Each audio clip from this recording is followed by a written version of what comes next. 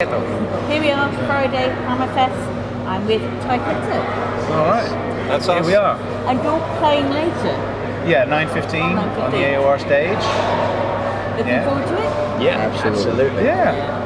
So- We've achieved a certain amount of notoriety and longevity. So We're old. we're the respected bunch. Yeah. Hey, I'm just oldish. that's Oldish. Oh, right. He's younger. We'll call him that. Makes Yeah. it good. Younger, right. Okay. So, after you played here, what are your plans next? Are you playing elsewhere, or are you doing some recording, or what's happening with you? Since our time together is kind of limited, just where we're in 3 different countries, we're all Right, over the okay. place. So we like to do everything in one big shot. Yeah. So about 2 weeks ago, we played the Monsters of Rock cruise in Okay. Florida to the Bahamas. And we got back about 8-9 days ago from that. Came back here, we're going to do 4 shows. We're playing tonight, obviously, 2 co-headlines with Dan Reed Network, Yeah. one of our own headliners, then right back to Wales Yeah. to start our 5th album, 5th studio album. Excellent. Yeah, We're busy. it's a busy year. Busy. And Very busy in travelling. This year, this tour is marking the 25th anniversary of our first album. Ah. So we're playing that all the way through. Entirety. Yeah. Fantastic.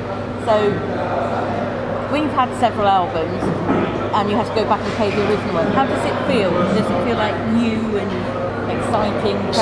Some of the songs do, because some of them didn't get played live very much Right. for various reasons. So some of them are quite new. Of course, to these guys, they're all fairly new. But they get a bit of new life to them, don't they? Yeah. Well, the audience brings it. We were saying this last night. What's really encouraging? We were in Sheffield last night, and there were quite a few people in the audience that hadn't been born when the first album was made, and they knew all the lyrics. You know, they were really, and they were seeing us for the first time, and so of course to them, we were this semi-legend that their parents had told them about. You know, and there's something about that kind of pumps you up when it's showtime. Yeah. You know, you really. It's also want interesting to them go coming back. away. Whenever you make a record, I mean, Danny and I, this will be our 8th or 9th album together in almost 30 years. And they're almost like a scrapbook page. As you remember what was going on in your life when the record was made, who your relationship was, where you were at in general. And when I go back, I always go back down the basement to start practicing. I'm going to remember these songs. And my wife always says, you come up just with a big smile on your face. I said, I really feel like I just broke out a scrapbook out of the attic. I'm just looking at my old family photos. Yeah, it's great. Excellent. And being the guys that do the album, it's kind of hard to understand until you see it, that it's made a mark, that's made an impression. You know, again, 25 years later, and there's 500 people in Sheffield all singing along to all the songs. I think this album has managed to stay. Yeah. You know, it's not gone away, and that's a bit humbling. And it's really. been passed on through generation to generation. Yeah. That will keep it going. You see members that you've seen for a long time, but now they've got their children with them at the shows, and the children are singing all the lyrics to go with it. And it's great to be passed down, like you said. Yeah. Excellent. You know, some bands haven't got that, so for you, it's really, really good. Now, in the news, they've had about AC/DC and singer not being able to sing. How do you feel? Do you feel that they should put in another singer, or just leave it as it is? We'd be hypocritical if we ever judged that, because Stanley and I are the only 2 original members. Right. So there's arguments on both sides of that coin. Yeah, I'm not going to say what I was going to say now. Thanks. I Dan. think people could have said that about Brian Johnson joining when Bon Scott died, and we wouldn't have had Back in Black. So This is true. It's a purely, I consider it a band preference, because there was a couple people. Our original guitar player Brooke was a monster, great looking. You know, they kind of judged Chris with, how's this going to be after the first show. It's like everybody's saying this may be one of the best lineups ever. So it's a very difficult question to answer. The other thing to bear in mind is that for most of us as musicians, like going out and playing live, it really is like a way of life. So for those bands to simply just stop what they're doing because one of the members isn't able to do it, it's probably quite difficult for them to think, wow, this could be the end of this part of our career. They probably want, although it's difficult for them, they may want to find a new singer so they can keep doing this thing that they love. Rush just went through that. Rush without Neil Peart is not Rush, and he just physically can't tour anymore. They just announced they're fully retiring from ever touring again. I think about, because we've been touring together for over 3 decades. Luckily, we're both still healthy. We still, we still deliver it. And I always thought to myself, like, we both had a couple minor health scares over the years. And I'm like, what would my life be like if I just called him one day and said, I just can't do this. It's going to be a heavy, heavy burden for an artist. Yeah, because this is such a big part of my life. It's not a decision you have to take lightly at all, is it? I mean, and you've got to figure, in the case of AC/DC, if they want to keep going, it's because they want to play. They don't need the money. Yeah, exactly. So there's got to be something else driving them along. Yeah, definitely.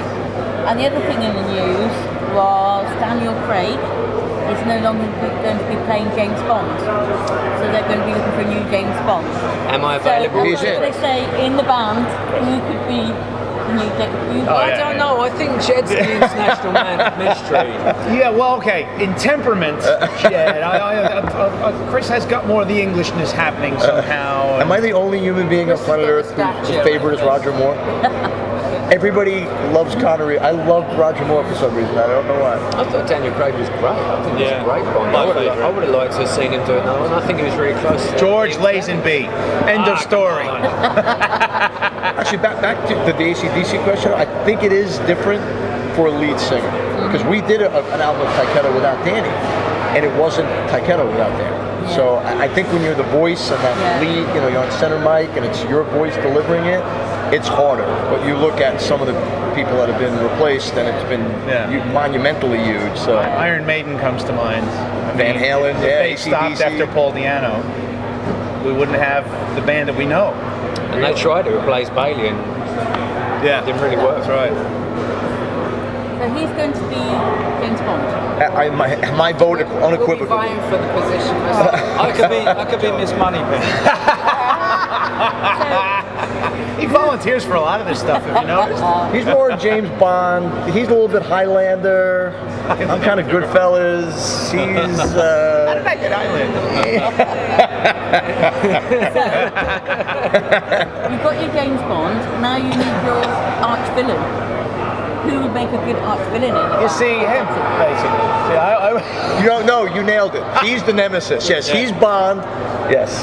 Mr. Bond, I expect you to die. Yeah, there you go. Look at him. Does that mean the job for Miss Moneypenny is up for grabs now? He's Dr. No. And for the Bond girl.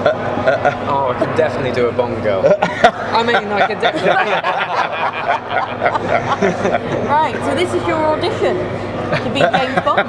Okay. So I want you to say a dry martini, shaken, but not stirred, in a James Bond sort of way. A dry martini, shaken, not stirred.